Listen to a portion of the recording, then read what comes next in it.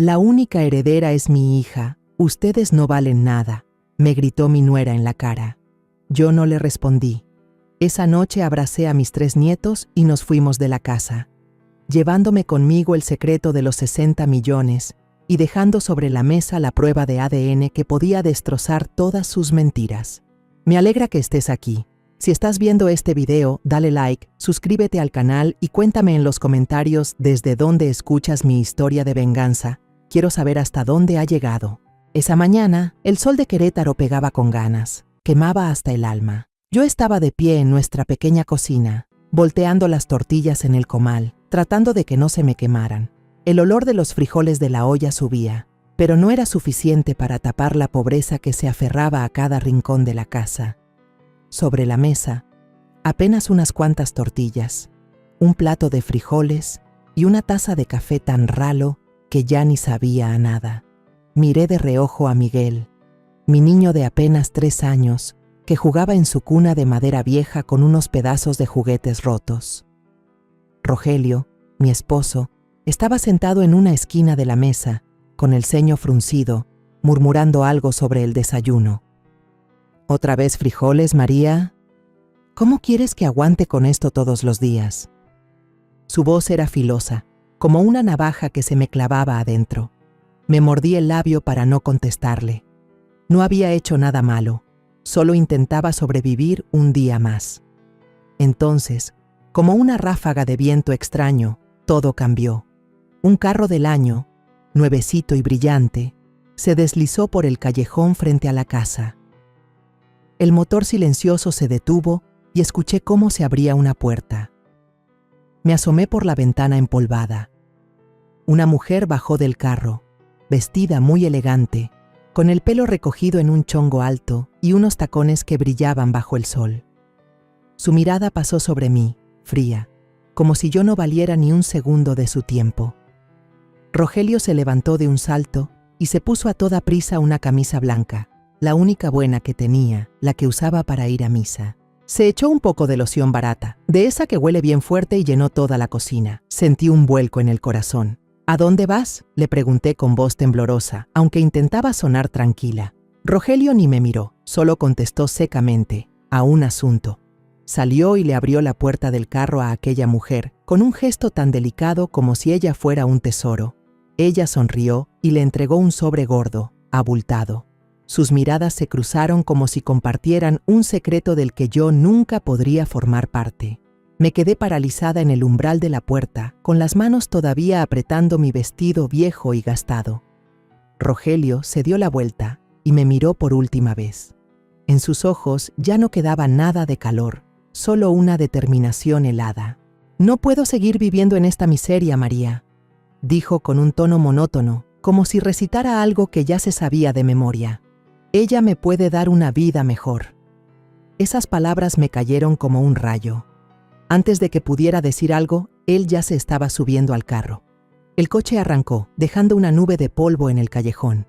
Corrí tras él, gritando su nombre, pero mi voz se perdió entre los llantos de Miguel que venían de la casa. Pero el carro ya había desaparecido al final de la calle, llevándose con él todo el mundo que yo creía que era mío. Regresé a la casa, con los pies pesados como si arrastrara piedras.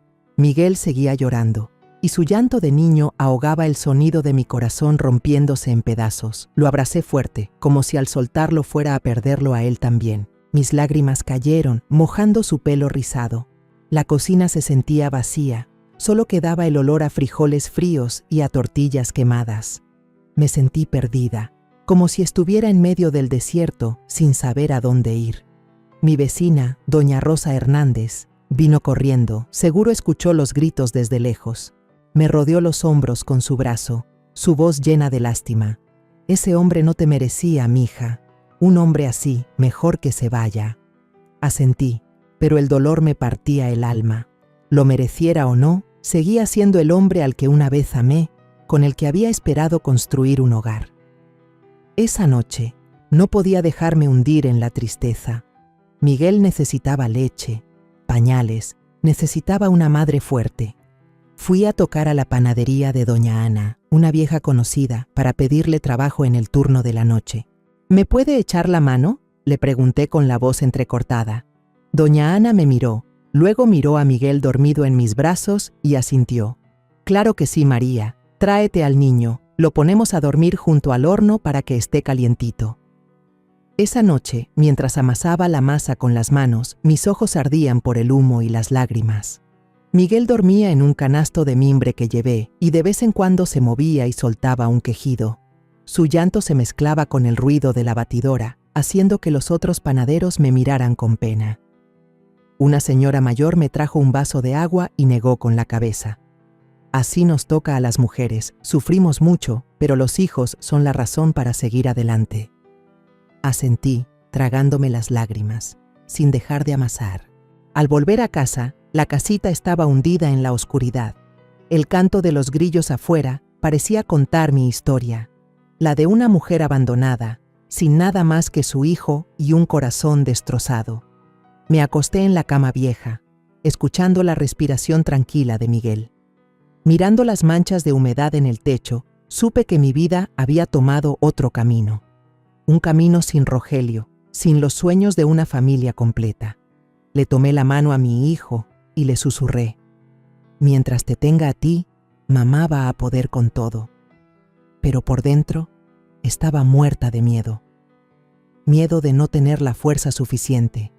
Miedo de que los días que venían estuvieran llenos de oscuridad. El tiempo pasó en silencio, como las gotas de lluvia que caen sobre el techo de lámina, sin dejar más rastro que un sonido constante. Miguel creció en mis brazos, pero la sombra de su padre, Rogelio, era un vacío que nunca se llenó. Vi a mi niño crecer, de ser un pequeño que se aferraba a mis piernas llorando por leche, a convertirse en un muchacho alto, con los mismos ojos de su padre, agudos pero llenos de inquietud. Yo había esperado que él fuera diferente, que no siguiera los mismos pasos de Rogelio, pero la vida nunca es como uno quiere. Cuando Miguel entró en la adolescencia, empecé a notar malas señales. Llegaba tarde a casa, con la camisa planchada pero oliendo a tequila barato, y los ojos rojos como si se hubiera peleado con alguien. ¿Dónde andabas tan tarde, Miguel?, le preguntaba. Él solo gruñía. No te preocupes, mamá, yo sé lo que hago. Y cerraba la puerta de su cuarto de un portazo, dejándome con una angustia que me comía por dentro. Un día, doña Rosa, mi buena vecina, me llevó a una esquina del patio y me susurró, como si temiera que alguien la escuchara. Oye, María, tu hijo anda mucho con Alejandra, la hija del señor Sáenz. Ten cuidado, esa muchachita no es de fiar. Asentí, dándole las gracias, pero con el corazón hecho un nudo. Yo conocía a Alejandra, una muchacha bonita, de pelo negro y largo, que siempre usaba faldas cortas y tenía una mirada brillante pero calculadora. Solo le pedía a Dios que Miguel no se metiera en problemas. Unos meses después, una tarde de llovizna, alguien tocó suavemente a la puerta. Abrí y vi a Alejandra, con los ojos llenos de lágrimas y una mano sobre su vientre ya abultado. Me miró con la voz temblorosa. Señora María, yo estoy embarazada. Miguel dijo que se casaría conmigo, pero ahora desapareció. Me quedé helada. Sentí que el piso se me abría. Otra vez, la historia se repetía, pero esta vez era mi hijo, no Rogelio. Hice pasar a Alejandra y le preparé un té caliente. Puedes quedarte aquí el tiempo que necesites, le dije, aunque el dolor me partía el alma. ¿Pero dónde está Miguel? Alejandra negó con la cabeza, mientras las lágrimas le corrían por las mejillas. Dijo que se iba a trabajar lejos, pero le marco y no me contesta. La abracé, tratando de ocultar la decepción que me ahogaba. Esa noche, Alejandra durmió acurrucada en el sillón viejo, y yo me quedé junto a la estufa, viendo el fuego, preguntándome qué había hecho mal para que mi hijo se convirtiera en un hombre así. Poco después, Alejandra dio a luz a una niña, y le puso Desiree. Miré la carita pequeña de mi nieta, sus ojos grandes y redondos, idénticos a los de Miguel, y sentí una mezcla de amor y tristeza. Para tener dinero para la leche y los pañales, tuve que empeñar mi argolla de matrimonio, lo último que me quedaba de mi boda con Rogelio. El joyero me miró con lástima. Señora María, ¿está segura? Es un recuerdo. Asentí, tragándome las lágrimas. Mi nieta lo necesita más. Con el poco dinero que me dieron, compré lo necesario para Desirée, pero cada vez que veía mis manos vacías, sentía un hueco en el pecho. Menos de un año después, los problemas volvieron a tocar a mi puerta. Otra muchacha, Marisol, vino a buscarme. Trabajaba de mesera en una cantina cerca del mercado. Tenía el pelo teñido de rubio y la voz ronca por el cigarro. «Usted es la mamá de Miguel, ¿verdad?», preguntó, con una mano sobre su vientre que apenas se notaba. Asentí, ya sin sorprenderme. Marisol me contó llena de coraje. Me prometió que se haría cargo del niño, pero la semana pasada me dijo que tenía que ir a un asunto a Guadalajara y ya no supe nada de él. La invité a pasar, le serví un café ralo y la escuché hablar de las promesas de Miguel, promesas que yo sabía que nunca cumpliría. Cuando Marisol dio a luz a Marcos, lo traje a casa. La casita ahora se sentía más apretada, con Desirée y Marcos compartiendo un colchón viejo. Les cedí mi cama a los niños y yo empecé a dormir en una hamaca colgada en una esquina. Cada noche, el aire frío se colaba por las grietas de la pared. Me tapaba con una cobija delgada, pero el frío que sentía en el alma no había nada que lo calentara. No habían pasado ni 2 años cuando apareció otra muchacha. Teresa, una joven estudiante, se paró frente a mi puerta, con las manos temblorosas sobre su vientre de embarazada. «¿Usted es la mamá de Miguel?», preguntó, con una voz tan débil que parecía que iba a llorar. Solo asentí y le ofrecí una silla. Teresa me contó, con los ojos enrojecidos, me dijo que me amaba, que me llevaría a la Ciudad de México para empezar de nuevo, pero ahora no lo encuentro por ningún lado. La escuché con el corazón muerto. Una vez más, mi hijo dejaba atrás a un niño sin padre. Cuando Teresa dio a luz a Kevin, lo traje a casa, aunque ya no cabíamos. Mis 3 nietos, Desirée, Marcos y Kevin, dormían apretujados en el colchón roto, mientras yo seguía en la hamaca, escuchándolos toser en la noche. Doña Rosa me trajo unas cobijas viejas y ropita de niño que consiguió en la iglesia. «Ay, María, cuánto sufres», me dijo con los ojos llorosos. «Pero Dios te va a ayudar». Le sonreí a la fuerza, pero por dentro ya no creía en milagros. Para mantener a mis 3 nietos, tuve que conseguir 2 trabajos. Durante el día, empujaba mi carrito de tamales por el mercado de Querétaro, gritando hasta quedarme ronca. «Tamales, tamales calientitos, lleve sus tamales». El olor a masa y carne salía del carrito, pero yo no me atrevía a comerme uno, guardaba las sobras para los niños. Por la noche, limpiaba en un hotelito cerca del centro. Era un trabajo pesado, trapear pisos y lavar sábanas, hasta que se me hinchaban las manos. Un día, me vi en el espejo del baño del hotel y noté que ya tenía canas, los ojos hundidos. «María, ¿cuándo te hiciste vieja?», me pregunté. Pero luego pensaba en mis 3 nietos en casa y apretaba los dientes para seguir adelante. Una mañana Desirée se puso muy mal, con una fiebre que le quemaba el cuerpo. La cargué y corrí al centro de salud público desde las 5 de la mañana, haciendo fila entre un montón de gente. La enfermera negó con la cabeza. «Necesita un medicamento especial. Aquí solo tenemos para bajar la fiebre». Entré en pánico. Corrí a la farmacia cerca del mercado y pedí que me fiaran la medicina. El farmacéutico me miró y suspiró. «Doña María, ya me debe mucho. Esta vez se la fío, pero la próxima va a estar difícil». Asentí, dándole las gracias 1000 veces, y abracé el frasco de medicina como si fuera un tesoro. Al llegar a casa, le di la medicina a Desirée y me quedé cuidándola toda la noche, pasándole la mano por la frente y rezando. «Diosito, por favor, no te lleves a mi niña». Esa noche, justo cuando logré que Marcos y Kevin se durmieran, un carro se detuvo frente al callejón. Miguel entró, con una camisa planchada y el pelo peinado con gel, muy diferente al muchacho descuidado de antes. El carro nuevo brillaba bajo la luz de la luna. Me miró y sonrió a medias. «Mamá, ¿están bien los niños?». Antes de que pudiera contestar, sacó su cartera, me puso unos cuantos billetes en la mano y dijo: «Estoy muy ocupado, ten esto para que te ayudes con ellos». Miré el dinero, no alcanzaba ni para la leche de una semana, y sentí un nudo en la garganta. «Miguel, no puedes seguir abandonando a tus hijos así», le dije con la voz temblorosa. Él solo se encogió de hombros. «Mamá, estoy tratando de salir adelante. Ya después me haré cargo de todos. Dicho esto, se dio la vuelta, se subió a su carro y desapareció en la noche.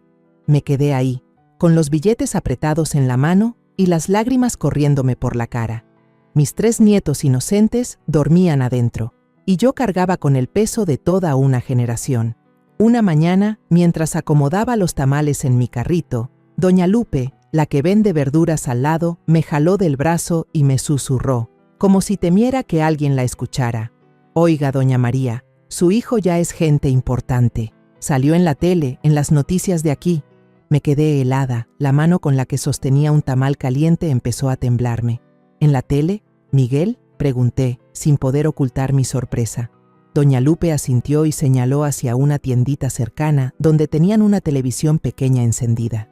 Otro vendedor, don Juan, se metió en la plática.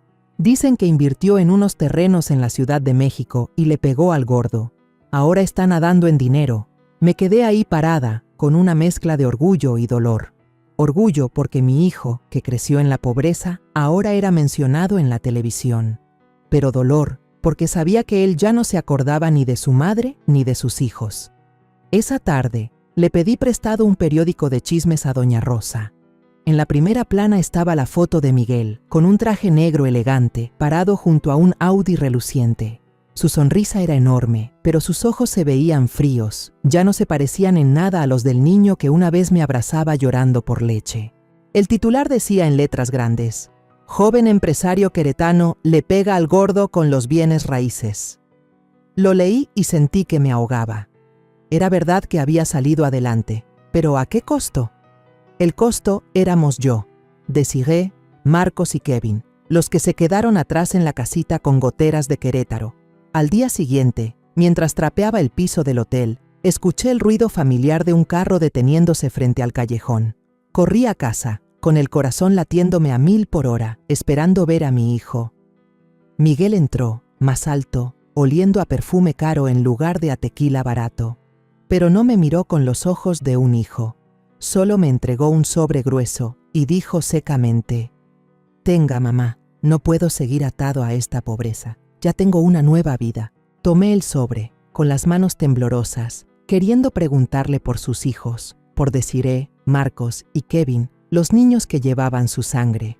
Pero antes de que pudiera abrir la boca, él ya se había dado la vuelta y se dirigía a su carro.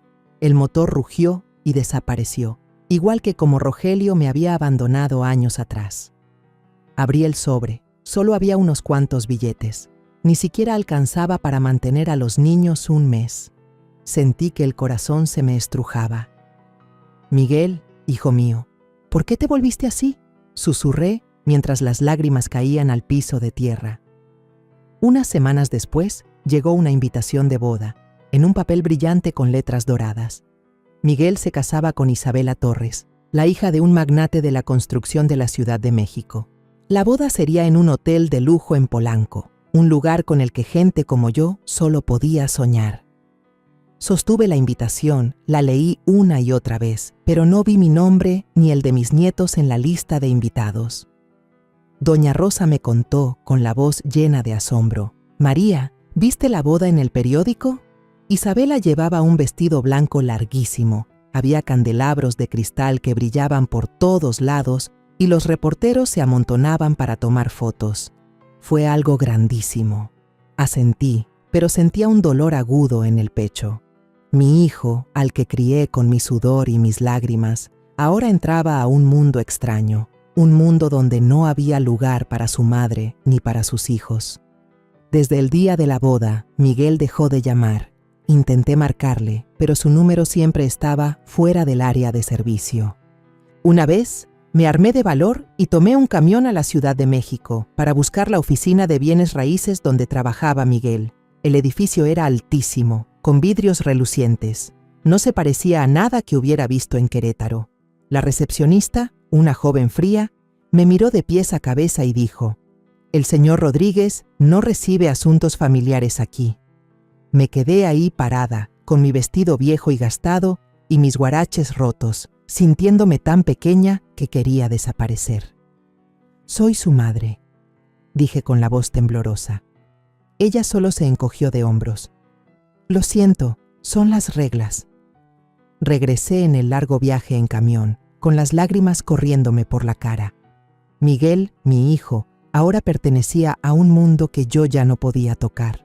Unos meses después, me encontré a Miguel por casualidad en un centro comercial de Querétaro. Llevaba a Desirée a comprarle unos zapatos nuevos, los más baratos que pude encontrar, porque sus piecitos ya no cabían en los viejos. A lo lejos vi a Miguel, todavía impecable con su traje, junto a una mujer joven, de aspecto arrogante, con el pelo rubio y ropa cara. Ella cargaba a un niño de unos 3 años, de cara blanquita y pelo castaño rizado. Me acerqué, con el corazón latiéndome fuerte. «Miguel», lo llamé con la voz entrecortada. Él se dio la vuelta con una expresión de sorpresa. «Mamá», dijo, y torpemente me puso la mano en el hombro por un segundo. «Ella es Isabela, mi esposa, y él es Simón, mi hijo». Isabela me recorrió con la mirada, desde mi vestido gastado hasta mis guaraches viejos, y le susurró a Miguel: «Vámonos, mi amor». Me quedé ahí, en medio del bullicio, y solo pude asentir, aunque sentía un nudo en la garganta. Desirée me jaló de la mano y me preguntó en voz baja: «Abue, ¿él es mi papá?». Me tragué las lágrimas y le sonreí a la fuerza.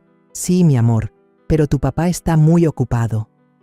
Desde ese día, cada vez que llamaba a Miguel, la voz de Isabela contestaba del otro lado, fría y cortante: «Deje de molestar a mi esposo, él ya tiene una familia de verdad». Esas palabras eran como una puñalada directa al corazón. ¿Una familia de verdad? Entonces, ¿qué eran Desirée, Marcos y Kevin, los niños que llevaban la sangre de Miguel? Me sentaba en mi casita, abrazando a mis 3 nietos, escuchándolos preguntar: «Abue, ¿dónde está nuestro papá?».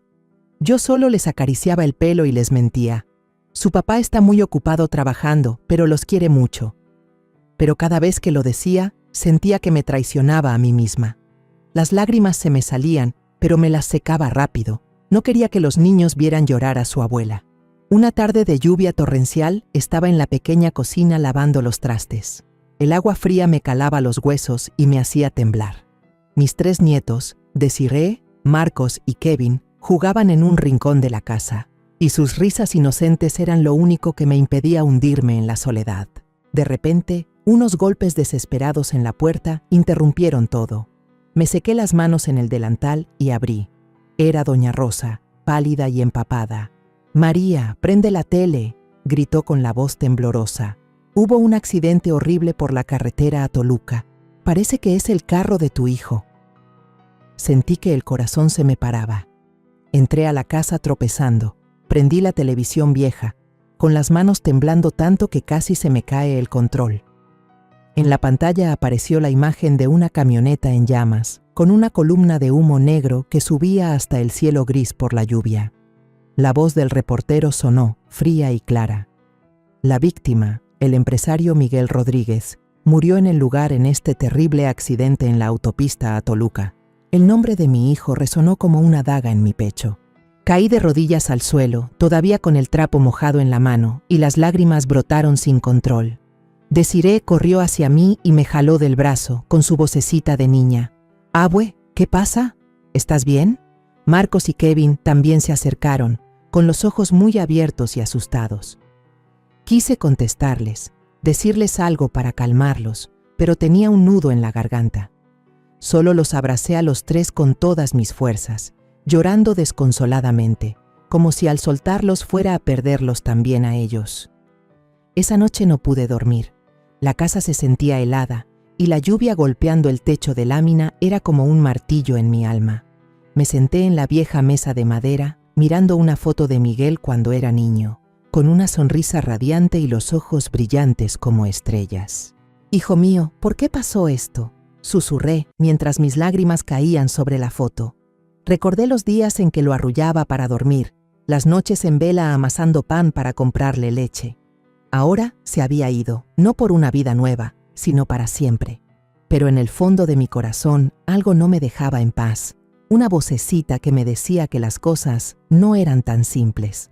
Al día siguiente, tomé un camión a la Ciudad de México, al lujoso velorio que le organizaron a Miguel.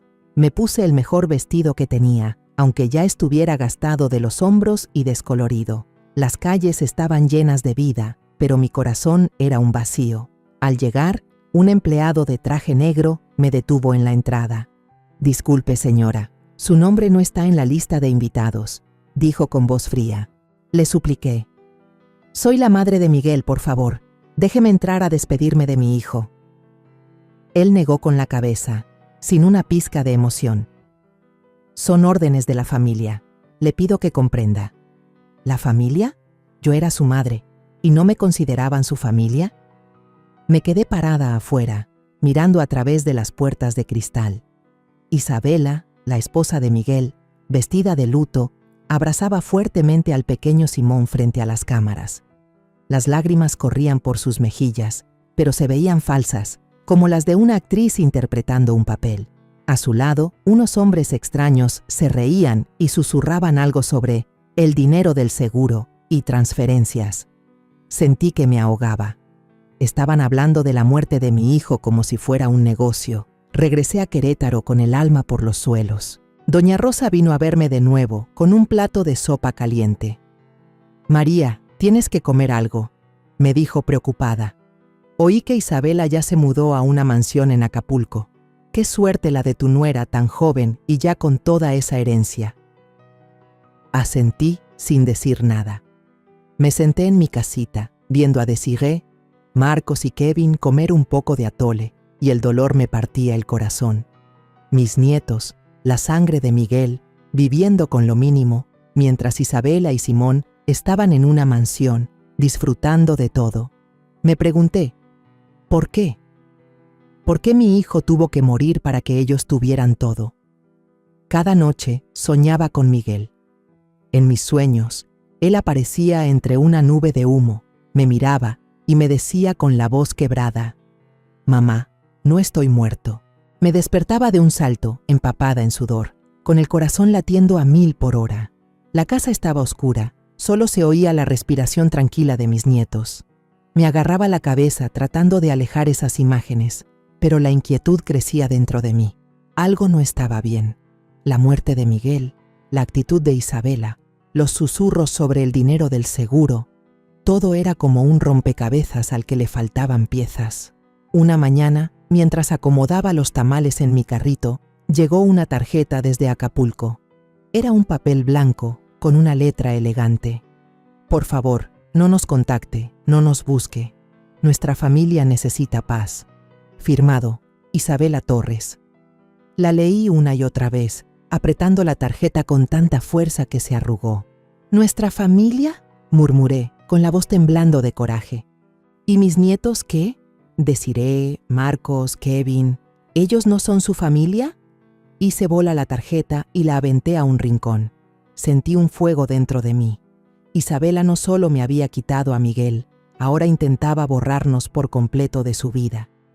Después del funeral de Miguel, mi vida se sentía como si estuviera cubierta por una neblina. Todos los días, seguía empujando mi carrito de tamales al mercado. Seguía limpiando el hotel por la noche, pero mi alma ya no tenía fuerza. Mis 3 nietos, Desiree, Marcos y Kevin, eran la única luz que me mantenía de pie, pero el dolor de haber perdido a mi hijo era una herida que no cerraba. Los periódicos y las revistas de Sociedad de Querétaro estaban llenos de fotos de Isabela, la viuda de Miguel, abrazando al pequeño Simón, llamándolo el único heredero del apellido Rodríguez. Yo recogía en silencio los periódicos viejos del puesto y me sentaba en mi cocina oscura a ver cada foto. Simón, con su pelo castaño rizado, su piel blanca y sus ojos grandes y redondos, no se parecía en nada a Miguel ni a nadie de mi familia. Mientras más lo miraba, más confundida me sentía. «¿Por qué es así?», me preguntaba, acariciando la foto como si pudiera darme una respuesta. Un día, mientras acomodaba los tamales en mi carrito en el mercado, escuché a 2 vendedoras cuchicheando. Doña Elena, la de las verduras, dijo en voz baja, «Oye, ¿no se te hace que el niño Simón se parece mucho a David Torres?». La otra, Carmen, la de las flores, se llevó un dedo a los labios. «Shh, cállate, esa gente tiene mucho dinero, meterse con ellos es buscarse problemas». Me sobresalté y casi se me cae el tamal que tenía en la mano.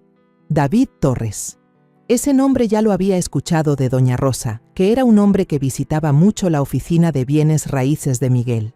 Un hombre alto, que siempre vestía trajes grises, con una sonrisa amable pero fría. De repente, una idea me sacudió por dentro. Si Simón no se parecía a Miguel, pero sí a David, ¿había algo turbio detrás? Traté de calmarme y seguí vendiendo, pero mi mente no dejaba de dar vueltas. Mi grito de «tamales calientitos» ese día sonó apagado y sin fuerza. Al caer la noche, cuando Desiree, Marcos y Kevin ya dormían profundamente, me senté sola junto a la lámpara de aceite. La casita estaba fría, solo se oía el canto de los grillos. Saqué una foto vieja de Miguel de cuando tenía 5 años, con una sonrisa radiante junto al nopal que teníamos afuera. Luego la puse al lado del periódico con la foto de Simón. El rostro del niño se veía bajo la luz amarillenta. El pelo rizado de Miguel, mis ojos rasgados, la nariz un poco chata de mi mamá.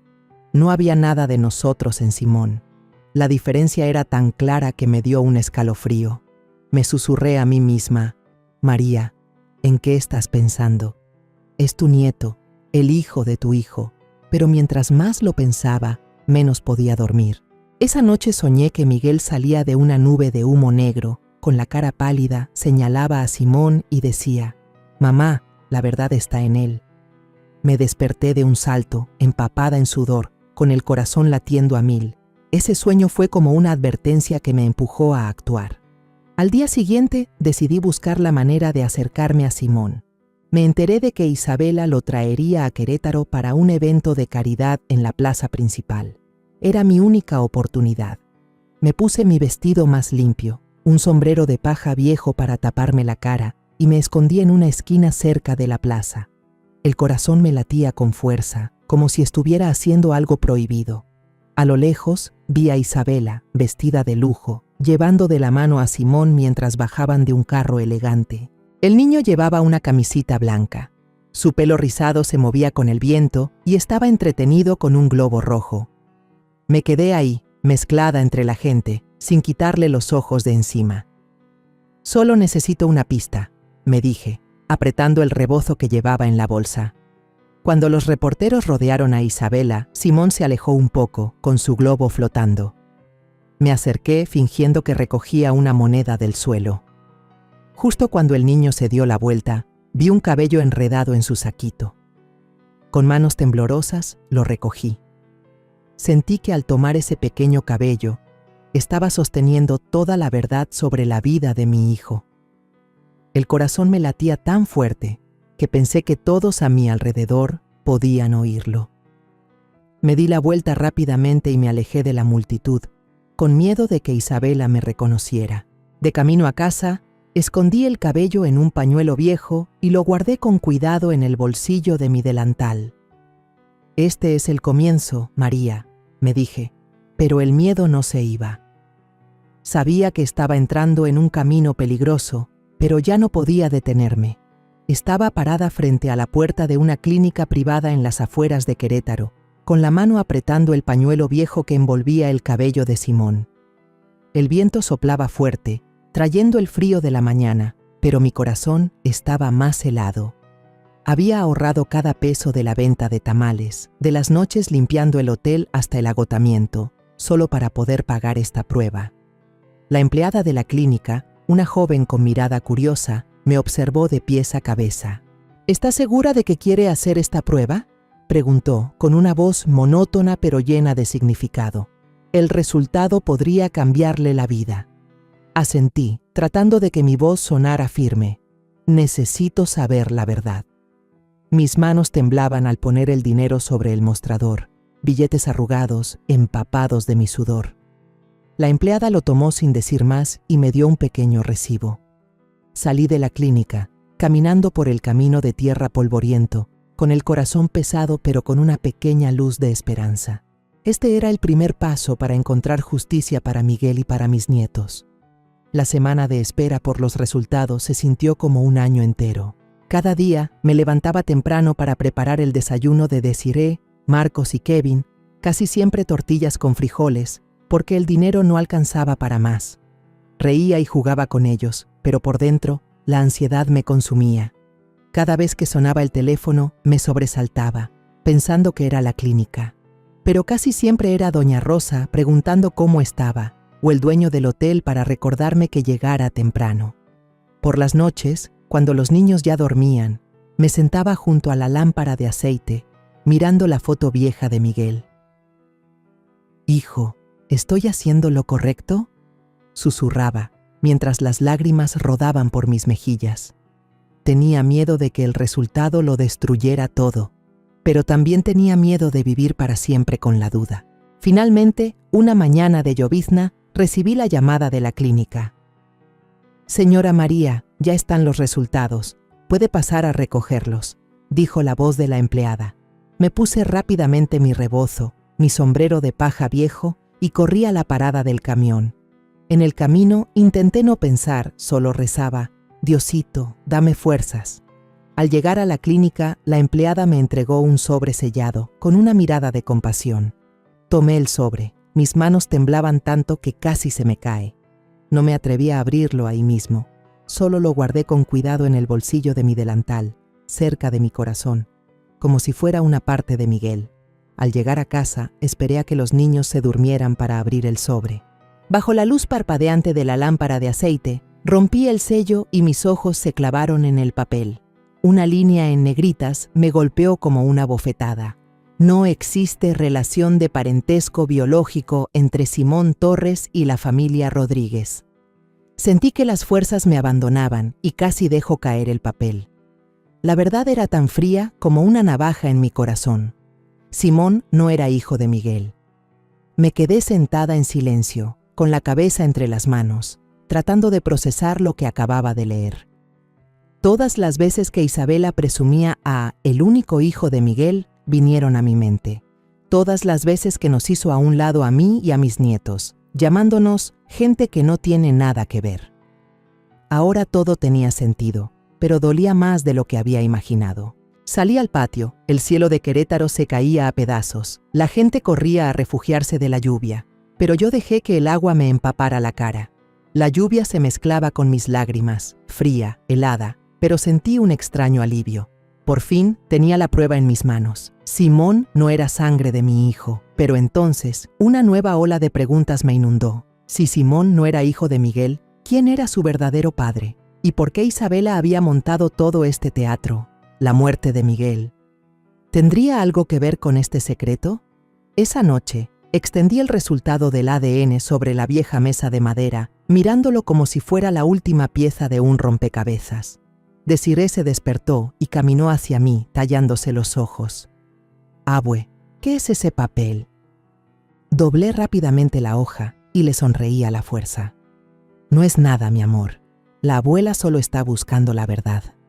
Ella asintió, bostezó y volvió a la cama. Pero yo sabía que esta verdad no era simple. Era el comienzo de un camino lleno de peligros. Abracé a Desiree, sintiendo su calor, pero mi corazón estaba congelado.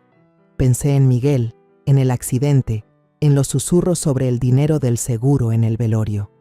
Todo empezaba a conectarse, pero aún no estaba segura. Solo sabía una cosa: si Simón no era hijo de Miguel, entonces la muerte de mi hijo podría no haber sido un accidente.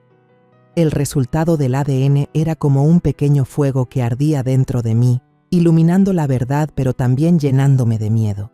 Simón no era hijo de Miguel, eso estaba claro. Pero la pregunta más grande, más afilada, me apuñalaba el corazón cada noche. ¿Por qué? ¿Por qué Isabela tuvo que mentir? ¿Y la muerte de mi hijo realmente fue un accidente? Sabía que no podía detenerme, aunque el camino por delante fuera oscuro y peligroso. Tenía que encontrar la verdad, no solo por Miguel, sino por Desiree, Marcos y Kevin, mis nietos que me esperaban en Querétaro. Decidí seguir a Isabela en secreto. Una noche fría y lluviosa, tomé un camión de Querétaro a Acapulco. Llevaba una canasta de mimbre vieja con dulces y pañuelos para fingir que era vendedora ambulante. Me puse mi sombrero de paja gastado, bien calado para taparme la cara, y me dije a mí misma: «María, tienes que ser muy cuidadosa». El camión se mecía en el largo camino, y el ruido de las llantas me recordaba que estaba entrando en un mundo que no era el mío, un mundo de dinero y poder. Cuando el camión llegó a la terminal de Acapulco, ya era de día. El sol brillante del mar me hizo entrecerrar los ojos. Respiré hondo, tratando de calmarme, y comencé mi plan. Encontré la mansión blanca de Isabela en una calle llena de árboles, tan lujosa que me dejó sin aliento. Casas enormes con rejas altas, carros elegantes entrando y saliendo, y el sonido de risas de fiestas que se escapaba. Me escondí en una esquina, fingiendo que vendía mis dulces y pañuelos en la banqueta, sin quitarle los ojos de encima a la reja de la mansión. Pasé varios días sentada ahí, anotando todo en una libretita, quién entraba y salía, a qué hora, en qué carro. Me di cuenta de que un hombre aparecía con frecuencia, manejando una camioneta negra, alto, siempre con un traje gris. Un día le saqué plática a una vecina, una viejita que vendía cocos cerca de ahí. «Disculpe, señora, ¿quién es el señor que viene tanto a la Casa Blanca?», le pregunté, fingiendo curiosidad. La viejita miró a todos lados y susurró: «Ese es David Torres. Últimamente se la pasa aquí. Dicen que era muy cercano a Isabela desde antes de que se casara con el difunto Miguel». Sentí que el corazón se me detenía. David Torres. Ese nombre otra vez, como una pieza más del rompecabezas. Una noche me senté en un café con mesas en la banqueta, justo enfrente de la mansión, fingiendo leer un periódico viejo. A través del ventanal vi a David salir al balcón. Isabela lo tomó del brazo, riendo y hablando como si fueran un matrimonio de verdad. Ella llevaba un vestido de seda blanco, el pelo recogido, y sus ojos brillaban bajo la luz. Sentí que me ahogaba. Esa imagen era tan diferente a la Isabela que yo conocía, la mujer que me había llamado una molestia y que había despreciado a mis nietos. Anoté rápidamente en mi libreta: David e Isabela, muy juntos, balcón, 8 de la noche. Mis manos temblaban, pero sabía que me estaba acercando a la verdad. Para vigilar más de cerca, renté un cuartito barato a unas calles de la mansión. El cuarto era pequeño, con las paredes manchadas de humedad y una cama dura como una piedra, pero no me importaba. Cada día iba al café de la banqueta y anotaba todo: a qué hora llegaba el carro de David, cuánto tiempo se quedaba, qué hacía Isabela. Una vez decidí arriesgarme más. Seguí a David hasta el banco principal de Acapulco, no muy lejos de la mansión. Me escondí detrás de una columna, fingiendo que me amarraba las agujetas, sin perderlo de vista. David entró, habló con un empleado del banco y salió con un portafolio de piel negro. Cuando se detuvo a contestar una llamada, me acerqué sigilosamente, lo suficiente para escuchar un fragmento. «Sí, el seguro de vida, 500 millones de pesos. Ya quedó». Esas palabras fueron como una descarga eléctrica. ¿500 millones de pesos? Una póliza de seguro gigante, y la muerte de Miguel de repente apareció en mi mente como un plan bien orquestado. Anoté todos los detalles en mi libreta, con las manos temblando tanto que mi letra salió chueca. Esa noche, acostada en la cama dura de mi cuarto, escuchaba el sonido de las olas a lo lejos. Cada sonido me recordaba que la verdad que acababa de descubrir podía costarme la vida. Pensé en Miguel, en el accidente, en la columna de humo negro en la tele. Si la muerte de mi hijo fue un asesinato por dinero, entonces me estaba enfrentando a gente sin escrúpulos. Apreté mi libreta, la escondí bien en el fondo de mi canasta de dulces y me dije: «María, tienes que tener todavía más cuidado». Pero en el fondo, sabía que ya no podía dar marcha atrás. Había llegado demasiado lejos, y la verdad sobre la muerte de Miguel era algo que tenía que descubrir, sin importar el precio. Sabía que el resultado del ADN y las notas en mi libreta no eran suficientes para desenmascarar a Isabela y a David. Eran solo piezas de un rompecabezas, pero me faltaba la prueba directa, una confesión clara que no pudieran negar. Esa idea me atormentaba día y noche, no me dejaba en paz en mi cuartito de Acapulco. Tenía que actuar, aunque eso significara ponerme en peligro. Pensaba en Miguel, en la sonrisa de mi hijo, en los días en que, de niño, me abrazaba y prometía que me haría sentir orgullosa. Ahora, era yo quien tenía que cumplir esa promesa, encontrar justicia para él. Una noche de luna llena, con el cielo de Acapulco lleno de estrellas, decidí arriesgarlo todo. Me disfracé de jardinera, con una chamarra vieja y gastada, un sombrero de paja bien calado para taparme la cara y una bolsa de herramientas viejas que le pedí prestada al viejito que vendía cocos. En la bolsa llevaba unas tijeras, una pala pequeña y mi libreta, mi única arma.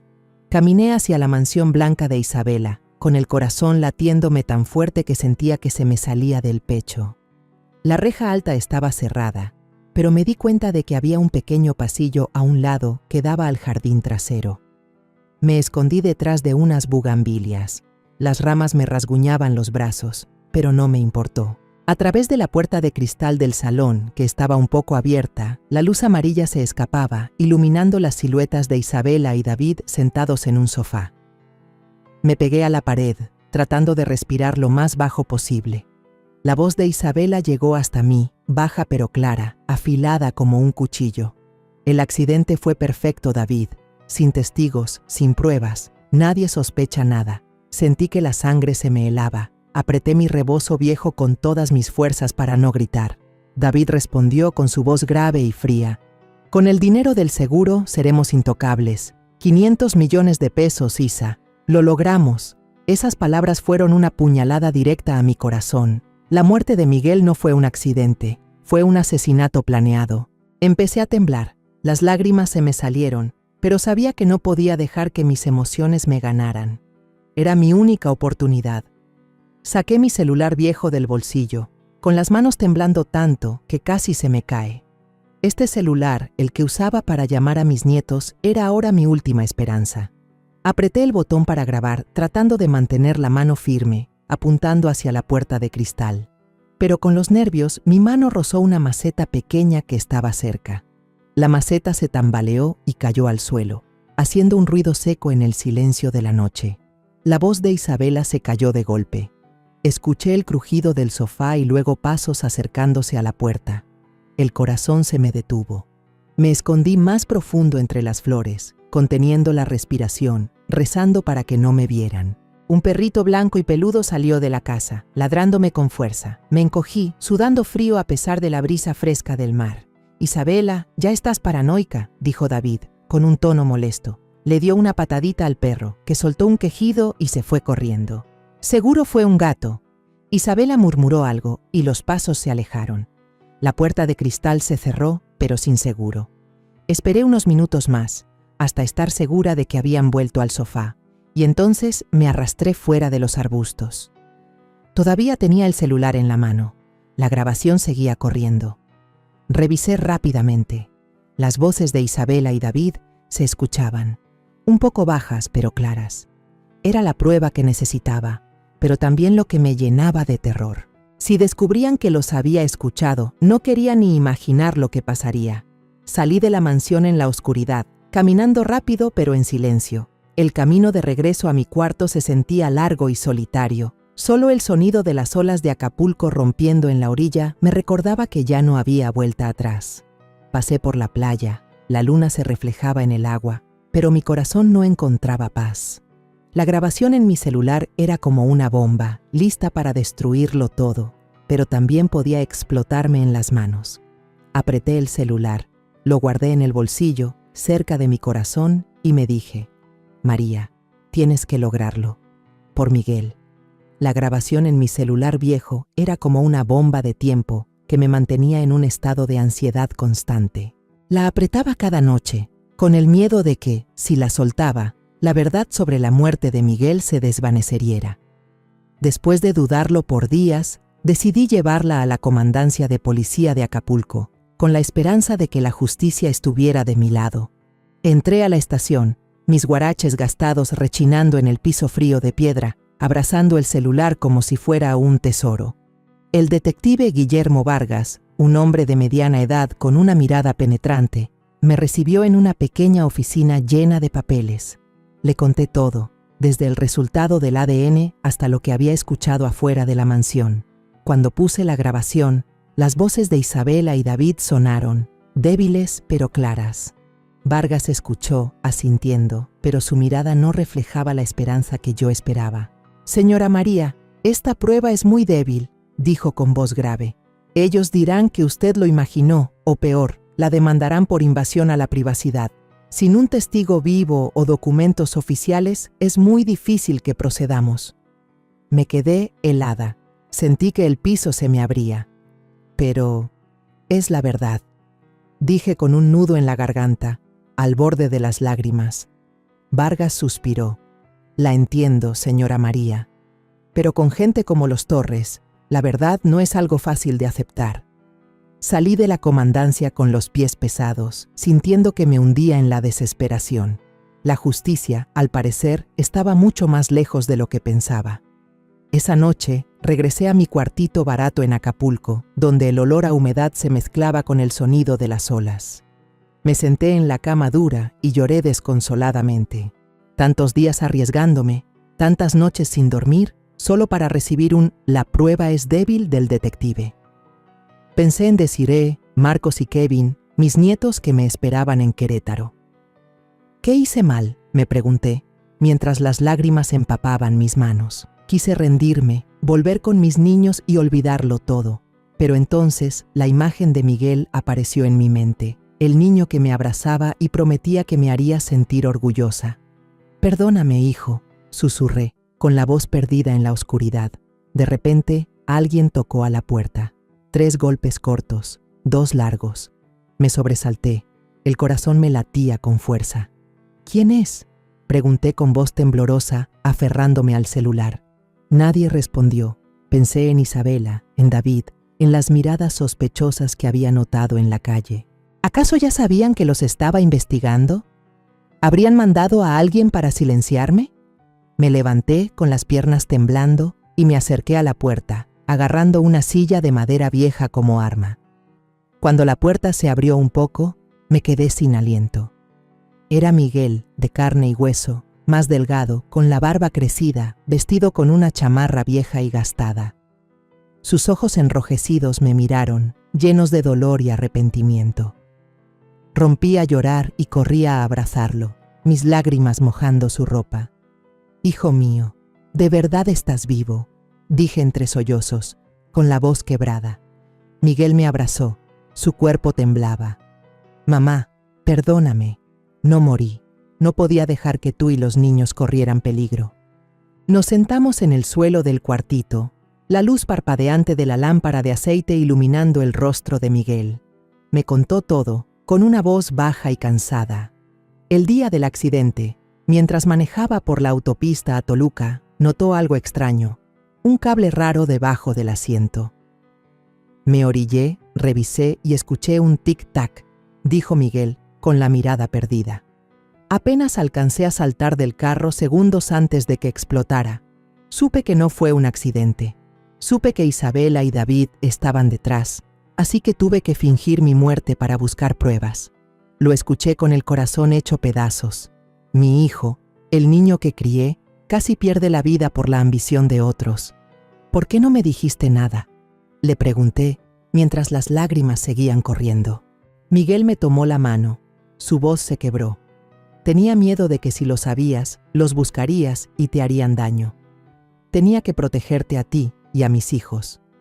Miguel me contó que se había escondido por meses en la sierra de Querétaro, gracias a un viejo amigo, José, que le dio refugio. Sobrevivió haciendo trabajos pesados, cortando leña, trabajando en el campo para que nadie sospechara. Durante ese tiempo, reunió pruebas en secreto, una copia de la póliza del seguro de vida, mensajes secretos entre David y un desconocido, y lo más importante, un video de un mecánico al que contrataron para poner la bomba. «Se arrepintió, mamá», dijo Miguel, entregándome una pequeña memoria USB. Grabó un video confesando todo porque tenía miedo de que lo involucraran. «Mamá, esto es todo lo que tengo. Tenemos que llevárselo al detective Vargas ya». Apreté la USB, sentí que pesaba como el mundo entero. Mis lágrimas caían, una mezcla de felicidad por tener a mi hijo vivo y de dolor por todo lo que tuvo que pasar. Esa mañana, Miguel y yo entramos a la comandancia de policía de Acapulco, con el corazón pesado pero llenos de determinación.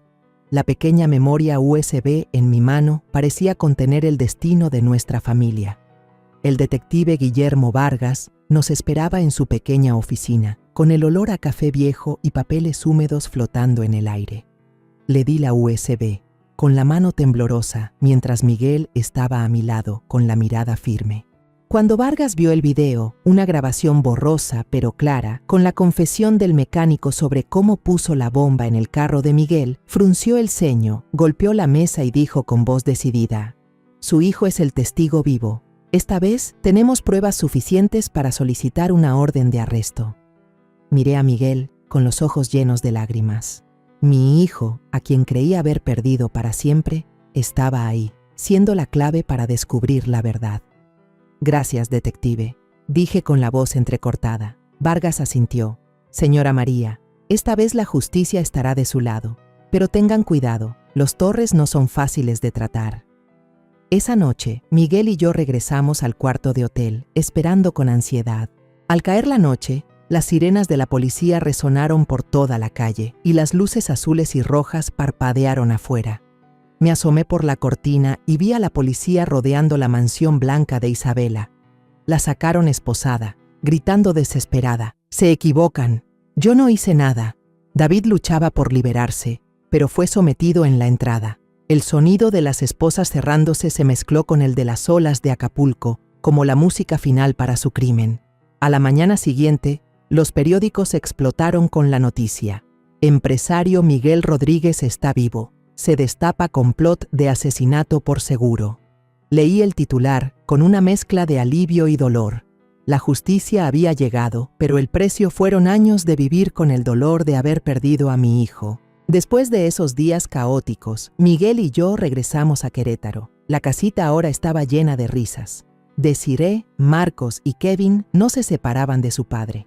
«Papá, ¿a dónde te fuiste tanto tiempo?», preguntó Desiree con los ojos brillantes. Miguel la abrazó con voz suave. «Perdóname, mi amor. De ahora en adelante no me iré a ningún lado». Simón, el niño que Isabela había llamado el único heredero, también encontró un lugar en nuestros brazos. Aunque no era sangre de Miguel, era un niño inocente. Le acaricié el pelo y le dije: «Te quedas aquí con tu abue, ¿sí?». El niño asintió, y su sonrisa radiante me calentó el corazón. Un día, Miguel nos llevó a todos a un evento de caridad en el Hospital de Niños de Querétaro. Yo empujé mi carrito de tamales y los regalé a las familias necesitadas. Ahí, Miguel conoció por casualidad a Sara Jiménez, una enfermera pediátrica con una sonrisa tan cálida como el sol. Al principio, solo hablaron por cortesía, preguntando por los niños enfermos. Pero cuando Sara se agachó para limpiar una mancha de leche en la camisa de Kevin, o abrazó a Simón para consolarlo porque le tenía miedo a las agujas, vi cómo los ojos de Miguel se iluminaron. Una luz que no había visto desde que era un niño. «Mamá, Sara es muy especial», me confesó Miguel una noche, mientras estábamos sentados en el patio. «Nunca pensé que podría volver a querer a alguien después de todos mis errores. Pero cuando estoy con ella, quiero ser un mejor hombre». Sonreí y le puse una mano en el hombro. «Hijo, si ella te hace querer ser mejor, entonces ese es amor de verdad». Con el tiempo, Sara se convirtió en parte de la familia. Le enseñaba inglés a Desiree, explicándole cada palabra con paciencia. Jugaba a la pelota con Marcos, riendo a carcajadas cuando el niño fallaba un tiro. Le enseñaba a dibujar a Kevin, ayudándolo a colorear sus dibujos, y a Simón le leía cuentos cada noche, con una voz tan suave que lo arrullaba. Yo miraba a Sara, agradecida por traer el calor que tanto le había faltado a mi familia. «Señora María, me encanta estar aquí», me dijo Sara una vez, mientras amasábamos juntas la masa para los tamales. «Su familia es muy especial». Le tomé la mano con la voz entrecortada. «No, Sara, eres tú quien hace que nuestra familia sea más especial». Una tarde, mientras el sol del atardecer pintaba de dorado el patio, vi a Miguel arrodillarse frente a Sara, con un anillo sencillo en la mano. «Sara, ¿quieres construir una familia de verdad conmigo?», le preguntó, con la voz temblorosa. Desiree, Marcos, Kevin y Simón estaban alrededor, gritando de emoción. Sara asintió, con los ojos llenos de lágrimas. «Sí, Miguel, sí quiero». Yo me quedé ahí, abrazando a Desiree, con las lágrimas corriendo por mis mejillas. Después de tanto sufrimiento, mi hijo por fin había encontrado la felicidad. La boda fue sencilla pero llena de alegría, en una pequeña iglesia de Querétaro. Me senté en la primera fila, aplaudiendo al ritmo de la música, viendo a Miguel con un traje simple y a Sara con un vestido de novia blanco y puro. Desirée fue la damita de honor, caminando un poco torpe pero radiante. Marcos llevó los anillos con mucha seriedad, aunque no podía dejar de sonreír. Kevin aventó pétalos de flores de papel, llenando la iglesia de alegría. Simón corría por todos lados, con una risa tan contagiosa que todos reían con él. Cuando el padre dio la bendición, sentí que mi corazón por fin sanaba. Tantos años de dolor, tantas noches llorando en silencio, ahora se disolvían con las risas de mi familia. El fideicomiso de 60 millones de pesos, el dinero del seguro, ahora Miguel lo usó para construir un nuevo futuro. Abrió una pequeña fonda en Querétaro, donde vendía tamales y antojitos, para que yo ya no tuviera que empujar mi carrito bajo el sol. Una parte del dinero fue para mis nietos, una beca para los estudios de Desirée, clases de fútbol para Marcos, clases de pintura para Kevin y una cuenta de ahorros para Simón. «Mamá, quiero que mis hijos tengan una vida mejor», me dijo Miguel una vez mientras cenábamos todos juntos. Asentí, con las lágrimas corriéndome por la cara. «Hijo, a mí me basta con verte feliz». Me siento en el patio de mi casa, viendo a mi familia reunida. Miguel y Sara tomados de la mano, los niños jugando, sus risas llenando el aire. Pienso en los días oscuros, cuando creí que lo había perdido todo. Pero ahora, la justicia se había cumplido, y la verdadera felicidad había regresado con el amor y la unión de la familia. Cierro mi historia con una paz inmensa, sabiendo que, sin importar lo dura que fuera la vida, el amor por mi hijo y mis nietos me guió a través de todas las tormentas. La historia que contamos es ficticia, pero está basada en algunos hechos reales. Los nombres y lugares han sido cambiados para proteger la identidad de quienes estuvieron involucrados. No contamos esto para juzgar, sino con la esperanza de que alguien escuche y se detenga a pensar. ¿Cuántas madres están sufriendo en silencio dentro de su propia casa? Siento verdadera curiosidad. Si fueras tú, en mi lugar, ¿qué harías? ¿Elegirías callar para mantener la paz o te atreverías a enfrentarlo todo para recuperar tu voz? Quiero saber lo que piensas, porque cada historia es una vela que puede iluminar el camino de alguien más. Dios siempre bendice, y yo creo firmemente que el valor nos lleva a días mejores. Mientras tanto, en la pantalla final te dejo 2 de las historias más queridas del canal. Te aseguro que te sorprenderán. Gracias por haberte quedado hasta aquí.